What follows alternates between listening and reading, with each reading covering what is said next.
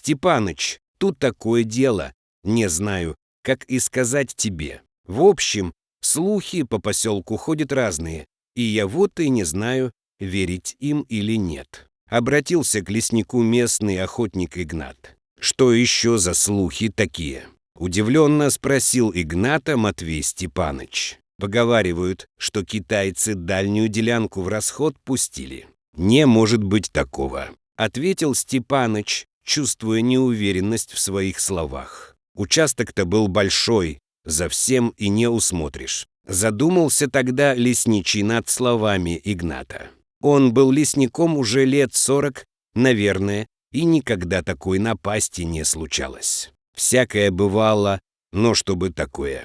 Белым днем и не таясь воровать ценную древесину. Это казалось чем-то невероятным. Матвей Степаныч решил все же проверить сам. Он был лесником старой закалки, не доверял слухам и домыслам. Поэтому, взяв все необходимое, он отправился в лес. Хоть свой участок он знал хорошо, дальняя заимка была его головной болью.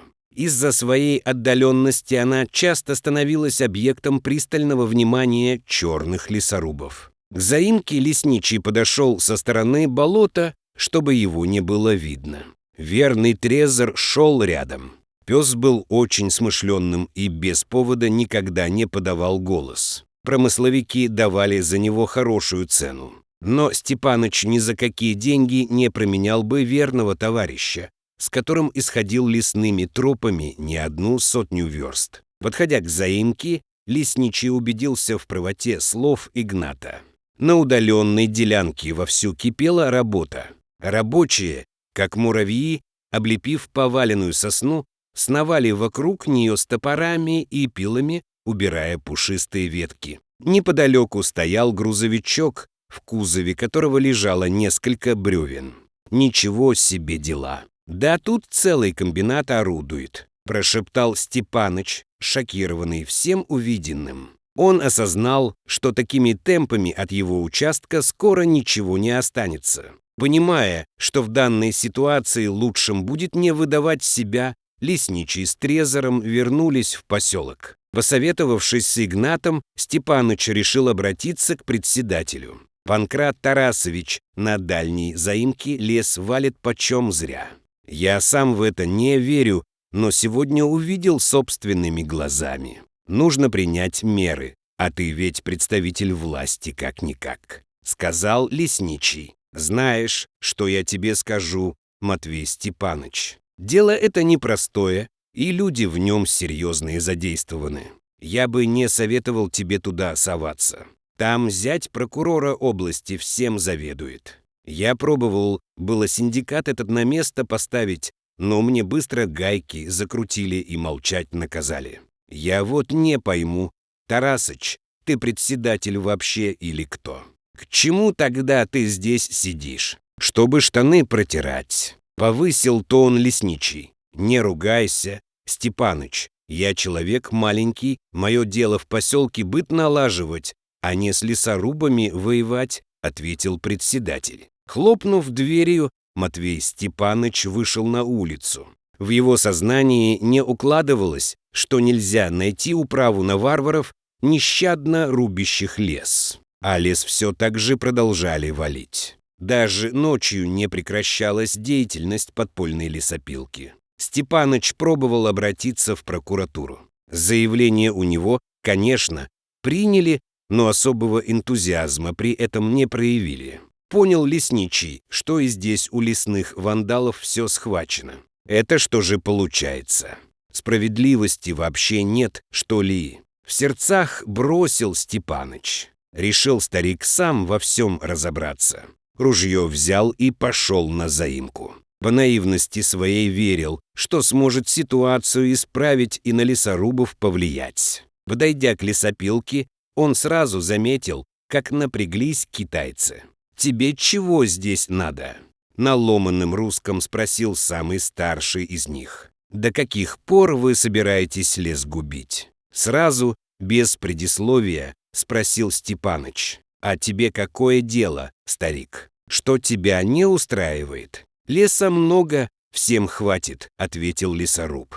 «Не тебе об этом судить. Не ты его высаживал, не тебе его и пилить. Наши леса — главная гордость края, а вы губите ее почем зря.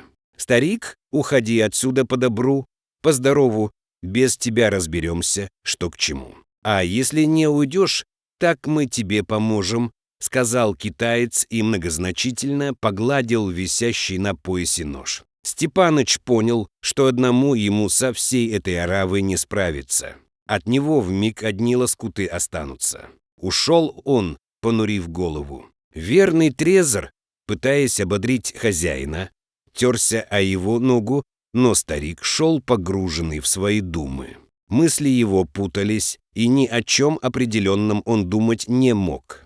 В избушке за чашкой ароматного чая лесничий поведал Игнату о том, что творится на лесопилке. «Не рви сердце, Степаныч. Твоей вины в этом нет. Ты и так сделал все, что мог», — сочувственно сказал Игнат. Лесничий только покачал головой, понимая, что слишком серьезные люди во всем этом замешаны. От намерения разобраться с лесопилкой Степаныч не отказался. Просто решил дождаться более удобной обстановки для того, чтобы прекратить это варварство. За годы службы лесу Матвей Степаныч так и не обзавелся семьей. Жил бобылем на опушке леса, за чашкой липового чая вспоминая свое прошлое. Вырос он в большом городе.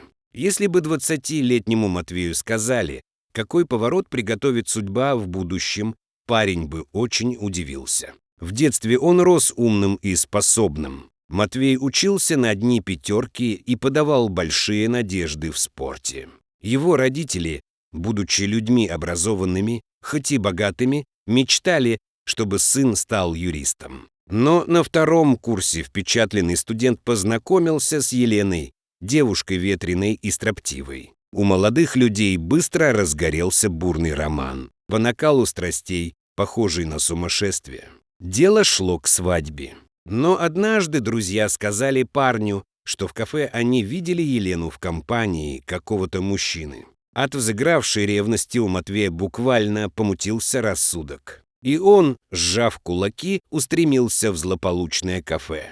Елена и впрямь была там. Она кокетливо улыбалась, любезничала с каким-то состоятельным мужчиной. Матвей сразу же накинулся на соперника с кулаками. Посетители на силу их разняли. Мужчина оказался большой шишкой в местной администрации. Поэтому этого дела он так просто не оставил.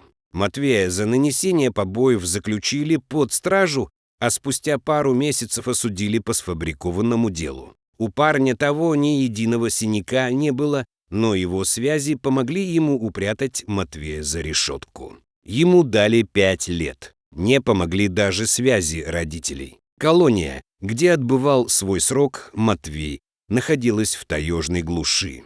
Именно здесь и проснулась в парне любовь к лесу. Ему нравилось смотреть на стройные сосны и кедры, величественные сопки и полноводные реки таежного края. Отбыв срок, домой он не вернулся. Работал вначале на рыболовецкой барже, а когда узнал, что в управлении лесного хозяйства требуется лесничий, подался туда. На своем месте он отработал без малого 40 лет. О лесе он знал все. Мог безошибочно сказать, где и какая порода дерева растет, как прививать и высаживать саженцы, а также как ухаживать за ними. Местные жители его уважали и часто обращались к нему за советом. Время шло, а нелегальная лесопилка все набирала обороты. Не останавливалась она даже зимой, несмотря на метели и сугробы по пояс. Для лесничего вырубка леса была больной темой, но местные власти упорно не хотели помогать.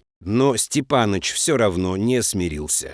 Придет и его время, и он обязательно решит эту проблему. Наступила таежная весна.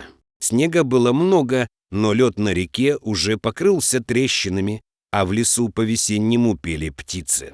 По ночам было еще холодно, поэтому матушка тайга крайне медленно избавлялась от ледяных оков. «Ну что, Трезор, пойдешь сегодня со мной на обход?» — спросил Степаныч, смазывая лыжи жиром. Пес послушно гавкнул, словно понимая слова лесничего. Ему нравилось идти вместе со стариком, вдыхая запах хвои и кедровой смолы. Сегодня они пошли по своему обычному маршруту вдоль русла реки. Трезор, как всегда, шел впереди, изучая следы и прислушиваясь к каждому шороху. Вдруг со стороны ближайшей сопки раздались выстрелы. Это кто еще охоту решил затеять в такой погожий денек? Недовольно воскликнул Степаныч. Зверье лесное он любил не меньше, чем вечно зеленые и чаще глухие таежные дебри. А выстрелы тем временем продолжались. Было видно, что это не охотники-промысловики, которые никогда не станут бесцельно тратить патроны на лишние выстрелы. Лесничий замер, пытаясь издалека оценить обстановку. Наконец его глаза различили какой-то темный силуэт, быстро приближающийся к реке. «Царица небесная, это что же такое?» – прошептал Степаныч, шокированный от увиденного. По рыхлому снегу трусцой бежала медведица с 3 медвежатами.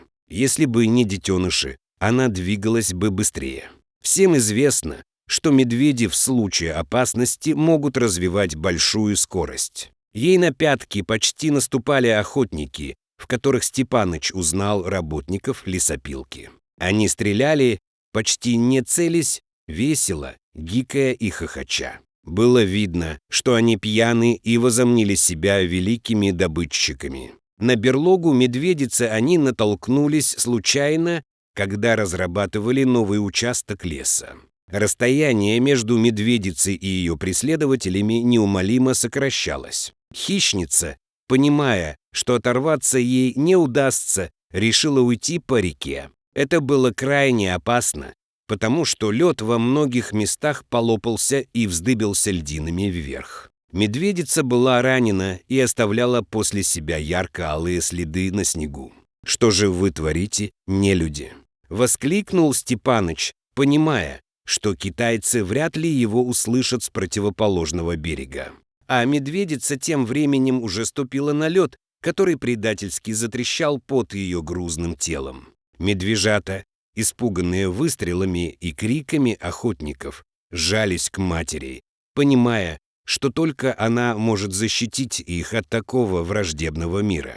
Китайцы, увидев, на что решилась доведенная до отчаяния медведица, замерли на берегу, предвкушая отличное зрелище. Бессердечные лесорубы даже делали ставки, провалится ли медведица под лед или нет. Понимая, что ситуация становится критической, Степаныч решился ступить на лед, чтобы спасти мать-медведицу и ее потомство. Бурая хищница, стараясь не делать лишних движений, осторожно шла по льду.